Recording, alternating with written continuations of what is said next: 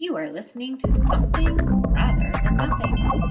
Creator and host, Ken Galante. Editor and producer, Peter Bauer. I want to start with music, Aunia. Okay.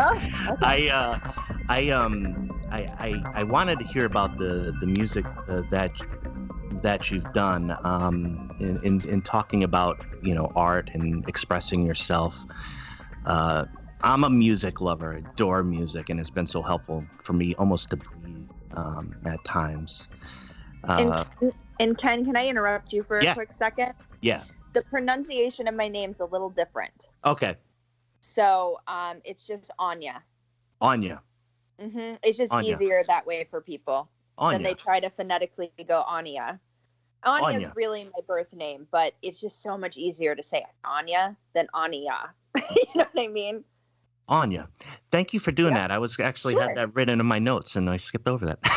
That's okay. No Aunia. problem. I just know that people have an issue with it, and I don't want you to feel uncomfortable as you're saying it, going, shit, I should have asked. I don't know how, I think I'm doing it right. Because it's a weird name. It's got 4 vowels and 1 consonant. It's all sorts of a mess, Aunia. It is Aunia. It is a lovely name, and you might actually catch some of that with my East Coast accent, so it might be a slight derivation of it's fine. Aunia. But about music, did I hear correctly that you had been involved into industrial music? Can you talk about that? Yeah, that's funny that you bring that up. I just kind of revisited this recently this week with a young artist who's getting herself out there. And so I sat down with her and showed her kind of some of the stuff that I had done, and that, I ran a very small record label, back in the day, and she was kind of shocked. And I've been really thinking about, going back in and, making more music again. I quit doing it because I couldn't actually sing anymore due to a medical issue that I was dealing with that really screwed up my vocal cords. So it kind of took away my creative liberties to be able to do what I want to do. So I shifted. But music has been my life. I absolutely am inspired by music. I live by music. I love all genres of music. It's really a large place where I actually get a lot of my inspiration when I'm even creating. I mean, music is just like a very, very large part of my soul. So I created a band. I thereafter created a small independent record label, which then was sold and went under because iTunes came about. So this is how long ago it was. It was when iTunes first emerged. And they were taking on indie artists. They were only taking on Sony and all these big record labels. They weren't leaving a space for indie artists. So it kind of killed the small record industry. I mean, obviously that's shifted now and they are more supportive of that, 10 plus years later. But yeah, I wrote all my own music, created all my own beats, wrote all my own synth lines, recorded all my own vocals, wrote all the lyrics. And then I did mix and master myself, but then I had a professional go over my mix and mastering just to make sure that it was done well. And so I did that for a period of time until, my life kind of shifted, and then I had to metamorphose into doing something else. And I mean that I really like that style of music. I've been a fan of in industrial for a long time, and a lot of different styles of music. But so I think it's great that you looking at that again. And what about the vocals? You're gonna if you explore something, you're gonna try a different vocal style, or are you gonna see if maybe have a different singer? Is that what you're thinking about? Well, with getting back into it, it's kind of like a testing situation. After dealing with my medical issues and dealing with them for like 17, 18 years before I got a diagnosis very recently, I didn't have anything to support my system. And so now medically, I have things that have supported my system pharmacologically. And I'm not really big into pharmaceuticals at all, But for me, I wouldn't be here if I didn't have them. And with being on them, it's actually really shifted my body's ability to be able to do more things. So my hope is to be able to still sing, because that's really what I like to do, and then be able to kind of temper it. Like, okay, I can do only so much, and not, try to record a whole CD at one go, or, a whole song, maybe, work on it piece by piece, and then build up my ability to see if I can go back into it. And, if I can't go back into it and I find that it's not advantageous for me and it causes me more harm than good, then, it's not where I'm supposed to be. But I would really like to be a part of that again, even if it's not really something that's going to be like a huge public thing, or like, hey, look, I'm back making music. It's more just I enjoy the process and it feels good to me, and whether other people hear it or not, it's not really important. It's a piece of my soul. It's what I like to do of the 150 other things that I like to do. So yeah. Well, our executive producer for the program does live in Eugene, and he does have a studio. So I'm sure we can figure out, even if at any point you wanna dabble. It's that's really exciting. Yeah, cool. That's and awesome. I Always nice to network. And I love industrial. Really got out a lot of rage in my late teens, and I don't think I've ever stopped listening to Ministry or the Revolting Cocks. So, that's never gone away. It is. One of the questions I want to ask you is about your work, I think, with graphite as far as drawing eyes. Can you mention?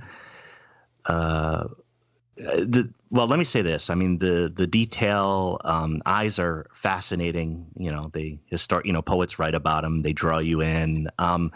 What pulled you into almost studying and detailing and creating artwork of eyes? Well, it's interesting, actually.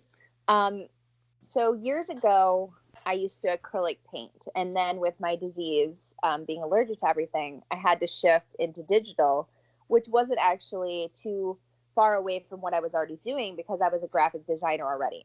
So I was able to kind of go into that and go, well, I can maybe learn how to paint on the computer.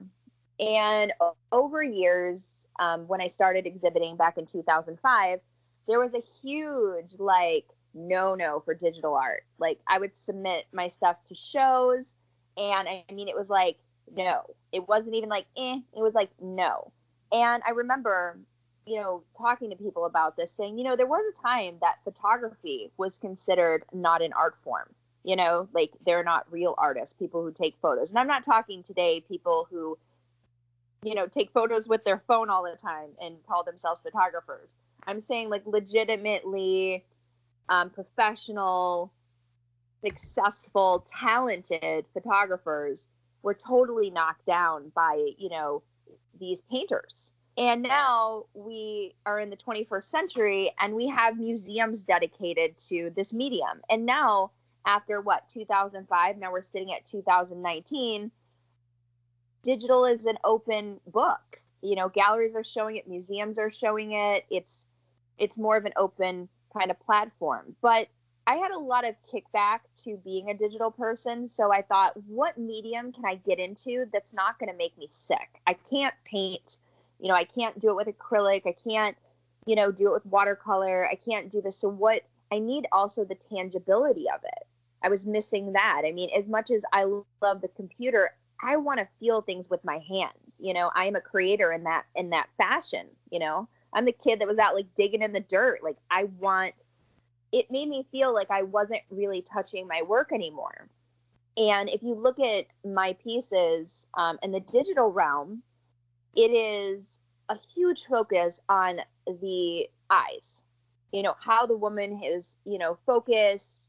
The eyes are a huge part. So I thought, well, that's where I should go. I should pick up some graphite, get back into drawing like I used to, and just start pinning that down and working in something that felt good to me. And again, kind of like music, and my feeling about it coming up is it wasn't really like I thought, oh, this is going to be a thing. People are going to like it. It's like, no, this is just really studying, and this is fun. And I'm enjoying, like, using an eraser and taking my fingers and smudging things, and breaking up the graphite and using little paint brushes. It just really organically brought me back to a space that a computer doesn't actually do for me. And not that I'm a tech person. I love computers. Don't get me wrong. I love to create on them. I mean, they're amazing.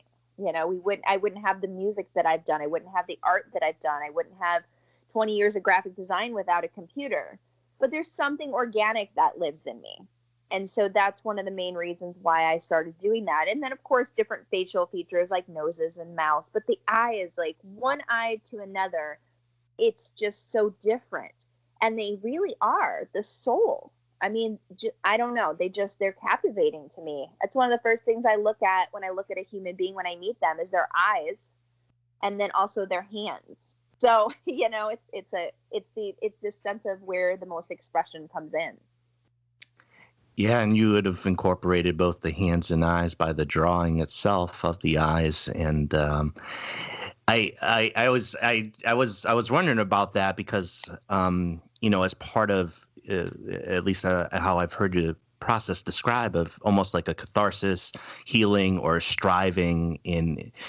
And there's a tactile piece to that. And do you find yourself, just trying to connect to, I think you said, like, you can't kind of like touch and feel what's behind the screen or what's on the screen. So I think it sounds to me like you're looking for more of like, how do I feel, what I'm creating a little bit more. Is that true? That's 100% true. And I will also kind of swing back to psychology and trauma with that. If we think about, people who have dealt with heavy amounts of trauma in their life. People will go to therapy. They'll do talk therapy. They'll do DBT. They'll do CBT. They'll do all these things. And it's really a matter of them kind of working it out verbally. But we store things in the body, right? We store trauma in the body. I mean, that's scientifically proven that when we take a hit, we're holding that. And now therapies have come up like EMDR, where they're processing it more viscerally, as opposed to like, I'm going to talk about it. Let's figure out why I feel this way. These other kind of therapies are going from behind into the subconscious and helping the body kind of process it viscerally. And I kind of feel like that might have happened with the art. It's like, okay, I'm doing this digitally. I'm thinking about it. I'm working it out. I don't really know what I'm doing. I'm just making. And then, of course, later I analyze it. I go, oh, that makes sense. I get where this is coming from.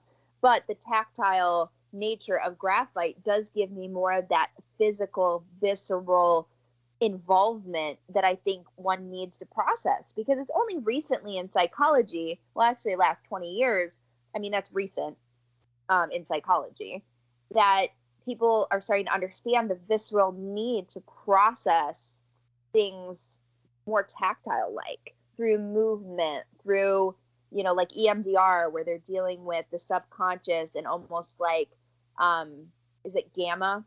I don't know, don't quote me, like gamma patterns of almost sleeping, but you're awake.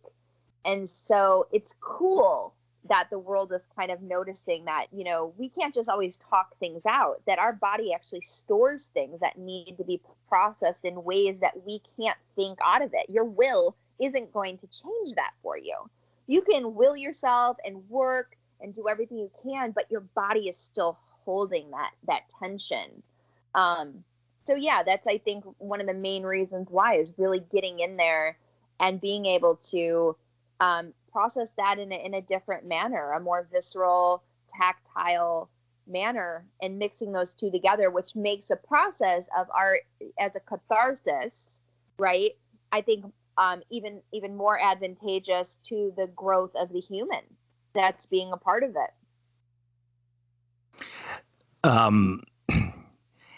Yeah, I mean that's quite wonderful how you express that, and that it seems like there's just this direct connection. I think the part about the the body is what's most interesting to me, is because I think you're right. I think folks have tried to, when in dealing with stuff in an American kind of like, willpower and like, I'm going to do more and I'm going to work harder and, grinding yourself down, when kind of that trauma or the negativity is kind of stored within them and they're never touching it. And at least the way you describe it is like, a way to get at it. And and actually that's really helpful, which for me is kind of hopefully one of the outcomes of art or philosophy or asking questions or, any of that is to evolve and to create some healing within that. That makes a lot of sense to me.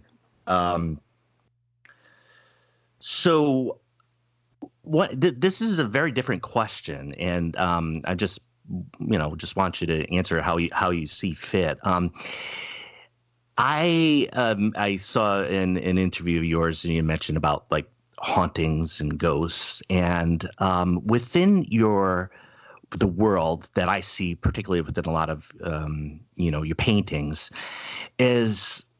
it's a familiar. The world seems like familiar, kind of like it seems like maybe something that I've seen or been, but it seems otherworldly at the same time. And it also seems in some of the images that they're haunted. And I don't view that as like having any sort of negative or positive connotations around it, but just that the images are haunted by something. Do you see your work in that way? Do you see like any of those kind of like echoes or haunting, in your work, or is that something I'm bringing to it? Well, I mean, in art in general, people who view it are going to view it how they want to view it, as you know. And I love hearing that. Plenty of times people said, I see this, I'm like, no, I don't know what you're talking about, but run with it. Go, if that's what you're dealing with it, then fantastic. Because that's the whole thing of art, right?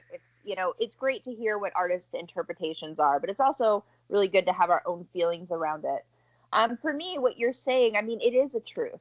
I feel, I can't think of what interview that must have been that was talking about hauntings. I know, like, I used to go, urban exploring and go into these old houses, and there was always energies, and I've always been really attached to this otherworldly energy. Ever since I was a kid, it's part of the reason why I have this other side of me and this more heavy, spiritually driven practices of astrology or tarot or, whatever over there.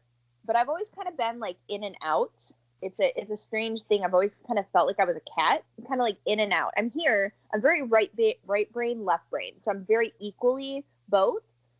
And it can be a little confusing, because I'm like, very logical. And then I'm like rainbows and unicorns and like light, it's like, and then the logical brain is like, you don't see unicorns, Aunia. That's ridiculous. So it's just like inner dialogue that's like fighting.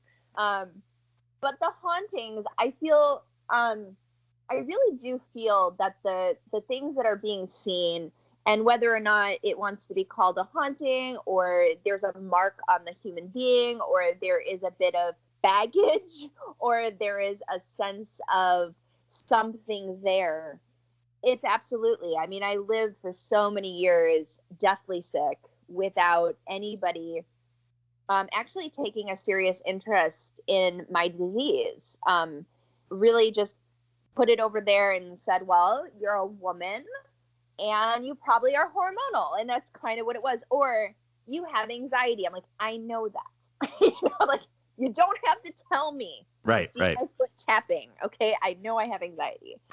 But it was really kind of I felt very disconnected, because when you know there's something intrinsically wrong in your body, you feel really disconnected from your human being. It's a very disconnected feeling, like your body's betraying you on a regular basis, in extreme manners. And then you go to somebody, you're like, my body's betraying me. And they're like, we don't see it. Oh. And then you start to feel crazy. You start to feel like, I feel like I'm decently self-aware enough, that at one point I was like, okay, if I'm crazy, then let's sign me in somewhere. And I literally did that. I was like, I'm willing to realize that maybe I don't know. Maybe I'm so screwed up that maybe there is something psychologically extremely wrong with me, not just normally because we're all normally psychologically interesting in our own ways, right? We all have a little something special, but I'm talking more of an extreme, an extreme. And through that process of having to kind of fight for my life, for 17, 18 years, there was a lot of haunting and a lot of energy that went into this sense of survival and this sense of kind of putting my soul out there through this creative process to kind of just hold me here, because I was barely able to kind of hold myself here. I'm surprised I'm living right now. So that's kind of where you see a bit of this kind of haunting kind of thing that goes on. And then it's funny because when you look at my work at like 2012, 2013, it completely shifts. The colors change, and this is when I got on a feeding tube formula and started to have a progress in 2012. And then I didn't get diagnosed till 2017. But during that time, the art really shifted. It became more bright. It became a little less dark. Not that there won't always be dark with my work, because I believe in the relationship between darkness and light. I think it's extremely important. We can't live in this optimistic world all the time. We have to cry. We have to have our feelings. We have to vacillate between these things, not drive our family and friends crazy, but we need to experience emotions. There's nothing wrong with anger. There's nothing wrong with sadness. There's toxic positivity. You can't not live your life 100%. That's just ridiculous to think that that's even a thing. It's like, we were given tear ducts for a reason. We were given adrenaline for a reason. I had never heard toxic positivity. Those two words put together, it makes inherent sense to me. I think it's a great thing just to think about and to challenge yourself. I read it in some article. I read a lot. I research a lot. It was an amazing thing. I was like, wow, yeah, because I'm a super optimist. I really am. I mean, to get through what I got through with my disease, I've had to be very tenacious, and I've had to be very optimistic, but I do, when I read that article, I'd love to quote where it came from, but I read so much, I don't know. I got 16 books sitting on my table right now. I really don't know where it came from. I get it. But yeah, it's a thing. And, so as things progress and things started, I'm going to go back, get brighter and things look better. I think that the hauntingness of it, I don't even know if that's a word. The haunting it is now. Word. Okay. Start to kind of shift. And then there's another change in my life, a couple years ago. And then the work kind of shifts a little bit more. And so when I put my book out last year, I was looking through the years, and I can literally watch through the years the progress of my disease, the progress of my healing, the progress of how my life has shifted from color to subject. And at a point, I was doing so well that I couldn't even bring myself to create, because I was like, I'm not, a tortured person anymore. Where am I going to pull? Where am I going to pull my energy from? Because my energy came from such a dark place for me, such a horrible disease, and it was just rough. And then, of course, I think, from other interviews, I had a quite interesting childhood background as well to kind of add on to the haunting artwork that I did. Yeah, it's kind of where things have shifted and changed and kind of grown. And then I moved past that, and now I'm at a good space where, work is being created, but it's not created through trauma. It's not created, but it was a big shift to change that, to use that as a therapy completely. And that's my lifeline to the world, to, hey, I think I'm going to be okay. I'm feeling better. I'm getting better. Oh, look, I got a diagnosis. Oh my God. I have these answers. What am I going to do? But we all have life things. So that's when I was able to shift, right? You go through other life, normal dramas in your life. And then those things kind of shift, and bring back into, that's a very long answer, but that's my answer. No, and I think No, and I think that's what I think each individual, if they are creating things, there can be different radical departures. I was listening to and probably reading in the past, the process of David Lynch, right, surrealist painter and filmmaker who I just adore. And what was one of the most striking things about his process, which I don't think anybody would anticipated prior to hearing about it, was that he just disavowed the kind of the picture of the suffering artist, the suffering, Russian writer, like the kind of Dostoevsky, and like, obviously there's a tremendous element of suffering that, artists can exhibit and with their sensitivity, but he disavowed all that as a starting point. He said, yes, all that exists. But he talked about his meditation practice to clear out the mind and arrive on the other side. So his ideas that were remaining, whatever they were, he said was like having a net and catching a fish. And that's what he was doing. He wasn't, it wasn't through all that. It was on the other side after the meditation where, yes, there was strange fish and strange objects and strange humans and bizarre behavior. But those were the fish that were swimming around. He captured them and tried to tie them together in a narrative. And I was like, okay, wow. That's very interesting. And I agree with that. I think I've heard, especially, my art being darker and kind of being within, I don't like to put a genre around my work. But if people want to put my art in a genre, the genre in which they would put it in, is a little bit darker.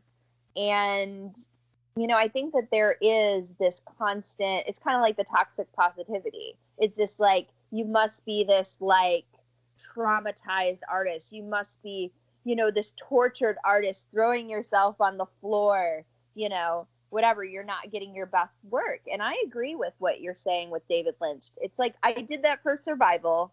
And of course it fit into the narrative of the typical, artist that's suffering. But once I, started to have a healing progress with my disease and an answer, which is huge after almost 20 years, the process has shifted in a way that I almost feel like the work is cleaner. Like the energy is cleaner. It's still dark. It still speaks to my feelings and my emotions, and not even positive ones, sometimes negative ones. But it feels like it's coming from a bit of a, and I don't want to sound, I don't even know what the word I'm looking for is, but it coming from a higher place, coming from a different kind of higher energy that I actually feel a little bit more connected, as opposed to I'm creating this art and putting out there, I'm cutting this piece off of me, I'm done, right? Like, okay, now I'm going to process something else.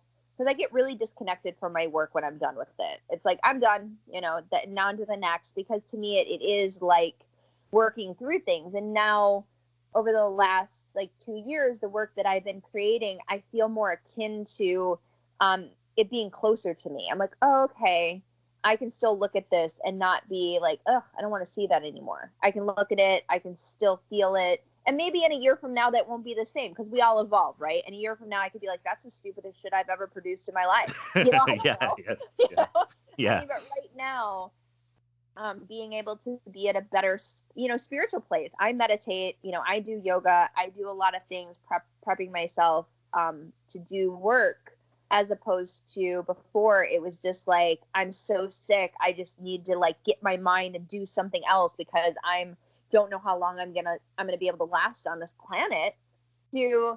I'm feeling really inspired, and I'm going to think about this some and play with it and kind of feel centered when I go to do it. And like I told you, it could change a year from now. I could go back into needing to be more visceral and more intense with my work, and I don't need to think about it. I'm just going to do it, and then I'm going to cut it off again. But I think that's why creativity is such a beautiful thing, is because everybody has these processes. And I think that it's important for people to be open to their process.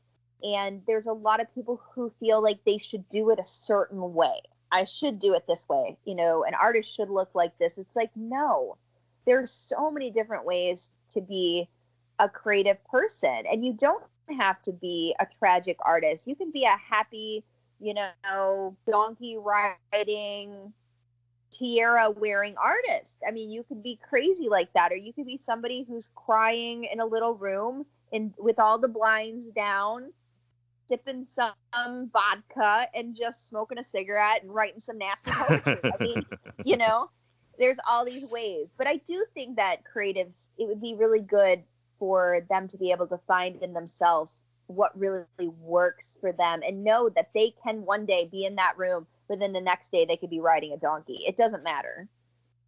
Yeah, and I think one of the things is that even in talking about, you know, your experience, or when you see those who go through this, I mean, others who might not initially view themselves as artists are looking at that and seeing that there's permission to do certain type of things, and I think that was one of the most powerful elements of it. So, like, you talk about your own appraisal of the work or how you respond to it, which is completely legitimate. It's yours. You have total control over that. But and on the outside too, that folks see different ways. Wow, she's expressing herself different ways, or I find myself expressing myself more different ways. And wow, this is permissible, and I'm allowed to do this, and maybe I'll keep going because I don't see anybody I'm gonna not listen to those who are telling me no, or I'm just gonna keep doing it. And it can really be. I think it can really help, you know, you evolve. I've never understood the feel. I as somebody who has studied artists, has read novels, and kind of just adored artists in general, I never understood for the longest time, you know, when you're reading a novel and a writer like Nikolai Gogol in Russia would destroy his greatest work, and all the rest would be burnt. And prior to creating, I didn't understand any of that. I'm like, how dare you take that away from the rest of us? And now I kind of like have really understood much more in trying to create the emotional responses to what you create that are crazy powerful. Crazy powerful. Yeah, for sure. I had a really good friend of mine do a 10-year anniversary. Her name is Jennifer Wagle. Fantastic artist. She's a performing artist. She does lots of great stuff. And I've been friends with her for years. And I remember she had a 10-year anniversary, and she's like, I'm going to have this exhibition. It's going to be for my 10-year anniversary. Whatever doesn't sell, I'm going to be burning it outside. And I was like, no! Right. Don't do it. You know, right. Of course, yes. I bought things and things burned, you know, and then I had to really think about, like, what does that mean? You know, it's not about me, you know, and it never was. It's not about anybody else in that room that came. It's about, you know, the artist's need to be done with something and then move on, you know, whatever that does for them. But yes, I have pieces in my house from that, and I still think about it every day. I was like, I wish I was rich. I'd bought it all, you know, because you're like, yeah, leave it. But then you have to respect the artist. You know, you have to be able to respect the person for what it's going to do for them. Like, okay, well, you know, she burns 20 pieces. And she feels great. Right? And it's right. how to go into another life and move into another part of their world, then, you know, but yeah, I get you. There's a lot of people destroy their work, and it's hard, especially I'm like you. I love art. I have tons of it. I've traded over the years. Yeah, my house, there's like no space on my wall or anywhere. There's like, if I get a little trinket or something, like, where do I put it? There's like no tabletop room. There's nothing, because I have tons of things from artists and things that I've rescued, partially because I find them at the Goodwill, right? I rescue art from the Goodwill because I'm like, you can't just be throwing your work away. Like, I don't understand it. I have to save it. It's innate in me to save people's art. Like, stop it. I like that. I like the rescue. I hadn't quite thought of it in that way. Yeah. You're out there rescuing these pieces. Yeah. So I wanted to just quickly a note on the haunting bit. I the interview that it was a written interview, just to let you know, that I read, and I think the person asked the question. It was like that they had asked you if you had experienced haunting, and then it kind of moved on right from there. And I'm like, I'm a kind of dark art. My favorite genre movie is horror movies. So if I hear anybody perk up and start talking about that type of stuff, I'm like, okay, I want to talk about that too. So that was my hook. one of the questions that I've been really interested in, particularly in talking to those creating artists, is, you know, is there any duty when you see all the things that art has been able to do for you or help you breathe and move ahead? Do you think there's a duty for artists themselves to help other people become artists? Is there any duty on the artist side to do that?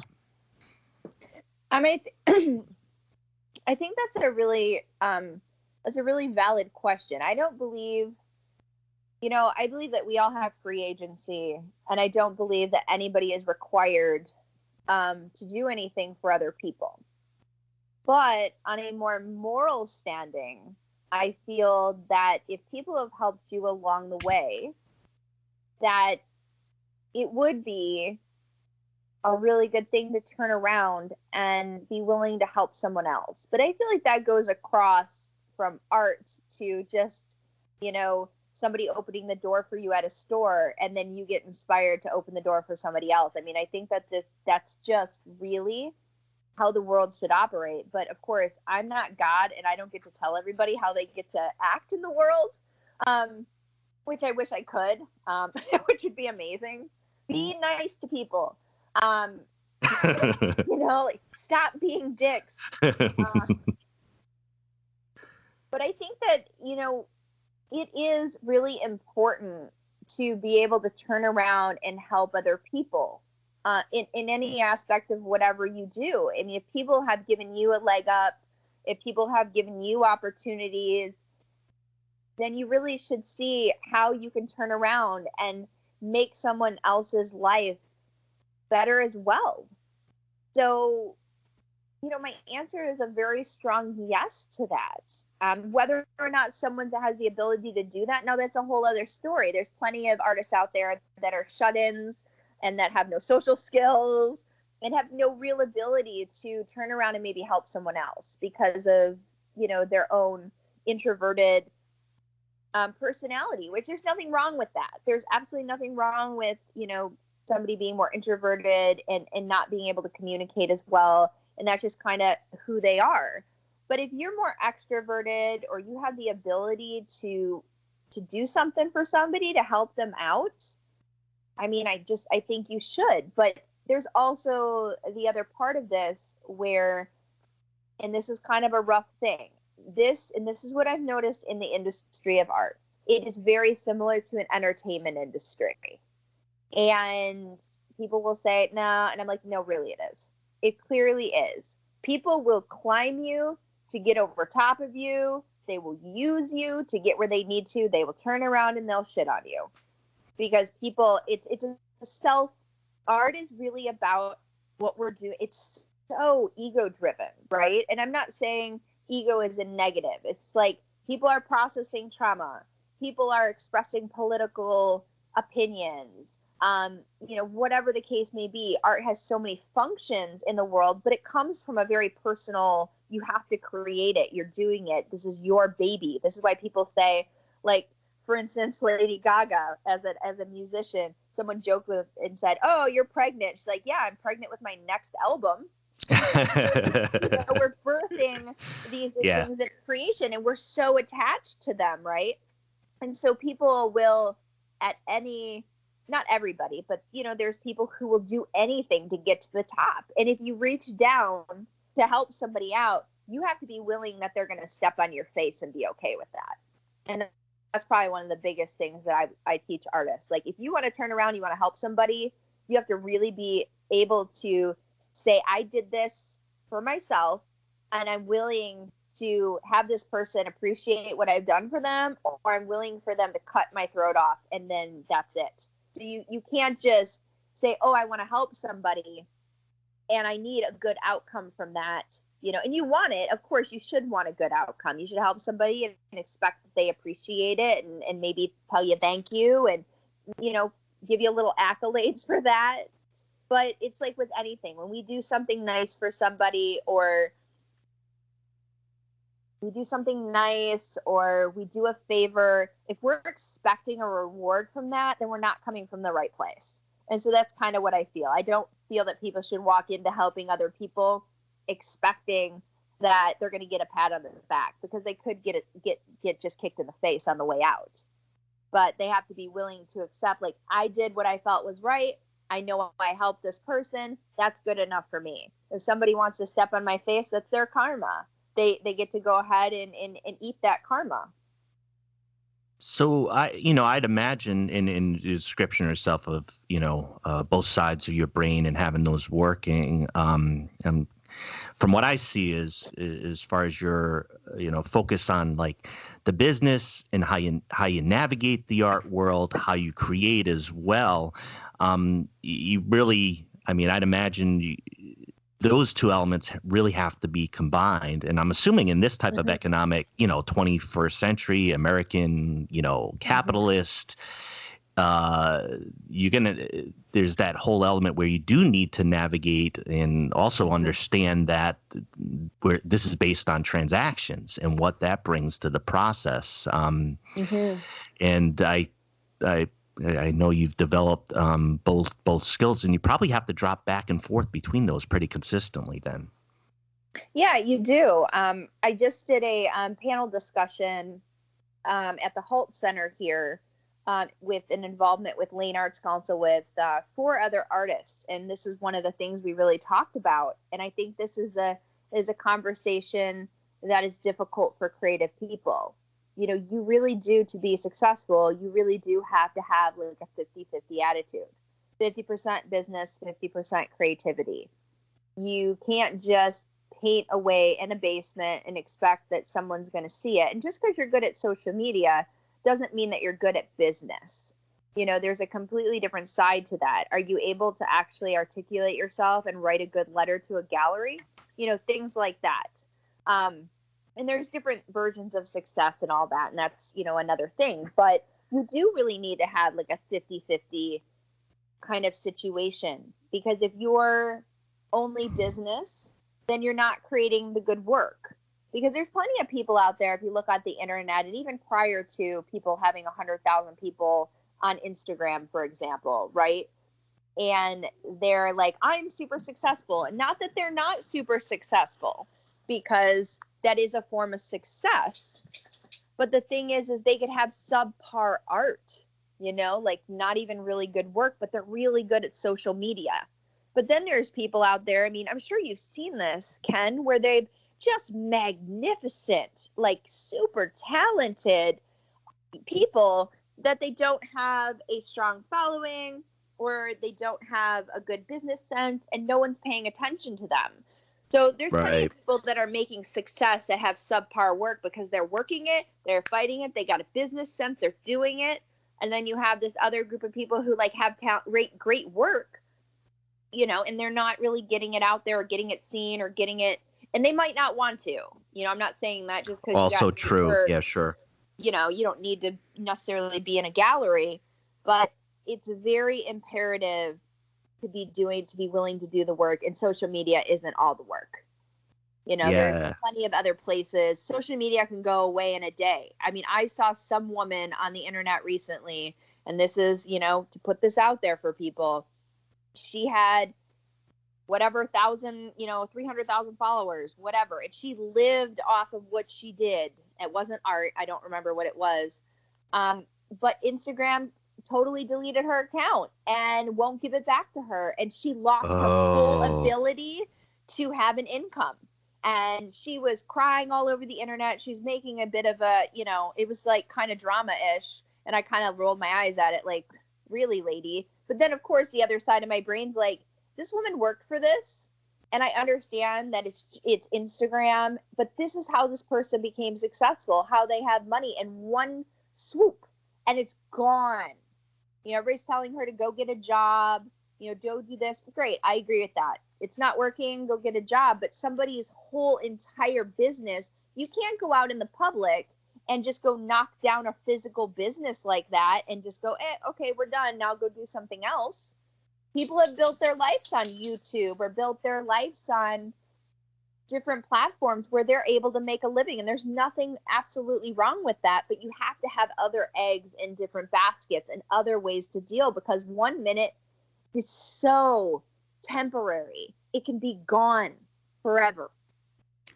Well, and that's, the question of where it exists. And I've thought about a lot of your comments and even like looking at your work and thinking about the connection to technology, the connection to the computer versus the tactile. And the fact is, where did that woman's life exist? And I'm not making it a judgment. I'm saying, where did it exist? Where did the job exist? Like, and is there any control over that? And the ultimate answer for her is she actually had absolutely no control, because that was controlled by something she had signed off when she created the account, that it wasn't, that it actually wasn't hers, and it never was. And part of the thing is behind this, like, I use it as a catch-all behind the podcast of the question of why is there something rather than nothing, and it's one of those philosophical questions where I think there's usually a giggle. Haven't studied philosophy and haven't taught philosophy.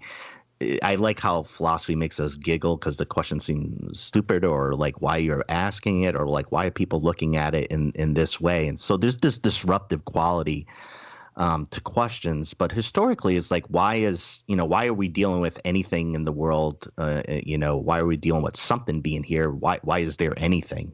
So it's like this profound question in the back. And one of the ways I ask it of artists, and here is the question, is, when you create, are you creating art from something that was there, or are you really creating something out of nothing?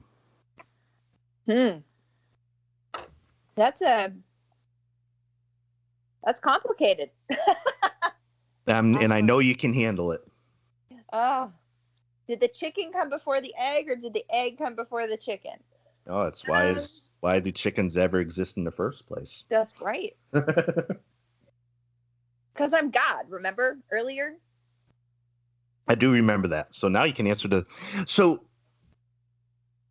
I think, not to tell you what the answer, a lot of people tend to be humble. It's like, I'm creating something from something, but that object did not exist before.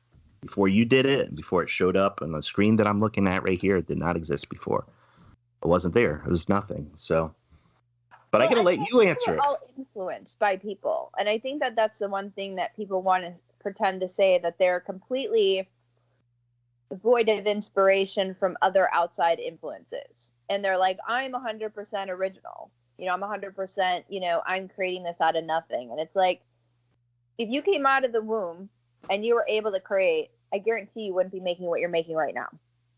You are going to be influenced by your life. You're going to be influenced by artists, by music, by things you see, all of these things. And so as a creative, I feel like it does come from something. I feel like it comes from a lot of somethings. I wouldn't be making what I'm doing if I didn't take in all these outside elements, and then I put them through my filter system, and then I put out something that's a product of myself. And then it's kind of like this interconnection where everything is intertwined, right? Like everything, is like woven like a web. And it's the same kind of premise. I put something out there, and then there's someone over here that looks at my thing, looked at this, looks at that, listens to this song, goes through a breakup, and then they go through their brain, they process something, and then they put out something, So we're all interconnected. I do believe that it comes from something. I don't think it comes from nothing. It's definitely a product of my environment, the things that I'm inspired by, the people in my life, my feelings, which are something. They're things, And yeah. And thank you. I have one quite different question remaining. I like quite different questions. Yeah, there's a quite different question. That's good. I'm glad you're receptive to them. Tarot decks. There's obviously, you've created some. I'm familiar with some aspects of tarot. My question, which I was like, oh, if I could just ask her this, just so like I can understand, this is what I would ask. There are different types of decks, and by that I'm saying that, the art that's depicted on like each card. what makes one deck that's created different than others? Like, why isn't there just one tarot deck? Why are there different ones? Well, I mean, it's an iconography thing. So there's so much symbolism in one card. So tarot decks they believe, and of course this is speculation because there isn't 100% proof. They really believe that it came from Egypt initially. Okay. And it's transferred over time. There's a bunch of history on it. But obviously I won't go into that. And then later in life, Rider Waite, and then Pamela Coleman Smith, they created, this deck that was completely filled with imagery, as opposed to the European version, which was had like in the suits of like wands, they would have like 4 wands, and that was it. There wasn't people. And okay. So the Rider Waite Smith then shifted to, people and kind of like an iconography, like a story within the cards. And so if you take a deck and you look at just one card, the amount I could sit there and teach on one card alone out of 78 for hours upon hours of how things interlock, how it attaches itself to the Kabbalah, to astrology, to numerology. I mean, it goes into all of these realms. And then from, intuitive nature, so when somebody looks at a card, they're getting their own feelings from that. They're getting their own interpretation, whether or not they read a book and they feel like they can interpret it because they read a book, which is really not that's not really how you're supposed to use tarot. But using all these things, I think people feel like, I want to make something. I want to get into that. I want to create something. Now I feel like we're at a point, now I'm talking years ago, like in the last couple, I would say like maybe in the last 4 years, it's become a fad. People are creating tarot decks because it's cool now. It's a cool thing. But go, 5 years ago, I want to say it's been at least, about 5 years prior, if not maybe 10. I think it's more like 5. It was a different kind of thing. People that were creating decks understood the decks or wanted to read the decks or had inspiration from the decks. It wasn't like a fad. And one card, you can follow the Rider Waite Smith. A lot of people will follow the Rider Waite Smith and do it their own way. So let's say you have the magician. I've created it a certain way. Another artist creates a magician in the same way, but they keep the same things in the thing. The magician typically has one arm up in the air and one down to the ground, as above, as below. Has the 4, the wands, the cups, the pentacles, and the swords, the 4 suits. It's sitting on its table, and people will continue to produce that image over and over again in their own interpretation. And then there's people who completely go outside of the box and do something that is not like that. Often readers themselves will say most of those decks aren't really readable. Not that you can't read them and not that people don't love them too, but the tarot community as a whole, as readers and people who spiritually, intuitively do tarot, often really gravitate towards the Rider Waite because that's the tradition. It's a traditional deck, and that's where a lot of things kind of stem from. Does that answer your question? I know there's so much about tarot to talk about. I hope that made sense. No, it absolutely did. I mean, and that's what I've always done is like I asked the question because I think I understood it, but I needed described to me. And I think part of it was like even when I've looked at those images, I mean, you can connect to certain images or maybe not, or things could seem convoluted or, so there's this whole interactive process, which I assumed was part of it. But that definitely really helps me understand because I've been fascinated by seeing them, as they are. And I think when you look at them, I'm always amazed by things I simply do not see at first, and I might see later on. And I think that's part of it, like what images emerge. When I started painting, I never knew that when I would look outside and at the world and look at colors that my mind was being just basically remapped. I would notice different things. I didn't notice things that I used to notice. And so I was like, there's some rewiring going on there, and it's fantastic. I didn't like the color. I never was really into the color yellow, but it's my favorite color to paint with. And like, I adore that color. And I'm like, how can I have a color that I'm not so interested in seeing in person compared to others be my absolute favorite that I want to paint with? So yeah, for sure. It's kind of interactive from the from the outside to the inside, and I like those transformative aspects. Aunia, I'm so happy that you've given your time to chat. I think it's been such a pleasure for me, and just kind of learn. I view this as really kind of a learning process for me, and an exploration. And that's actually the intent of what I'm trying to do, is just have a curious mind and connect. I try to connect with curious, creative minds, and but I really wanted to thank you for your time, and I hope we can chat again soon. Of course. Thank you so much. I appreciate the opportunity. Thanks, Aunia. We'll talk to you soon. Okay. Bye. Bye-bye. You are listening to Something Rather Than Nothing.